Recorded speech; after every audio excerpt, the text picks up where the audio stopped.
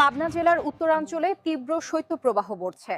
আজ সকালে তাপমাত্রা কমে 8 ডিগ্রিতে দাঁড়িয়েছে। পাবনা জেলার উত্তরাঞ্চলে তীব্র শৈত্যপ্রবাহ বর্ষে। আজ সকালে তাপমাত্রা কমে 8 ডিগ্রিতে দাঁড়িয়েছে। তীব্র শৈত্যপ্রবাহের কারণে একই এলাকায় একদিনে 4 জনের মৃত্যু হয়েছে।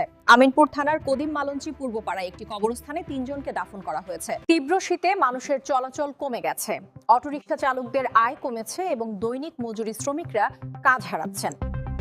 পাবনা জেনারেল হাসপাতালে শীতজনিত রোগীর সংখ্যা বাড়ছে। চিকিৎসকদের মতে গত এক সপ্তাহে 10 থেকে 12 জন মারা গেছেন।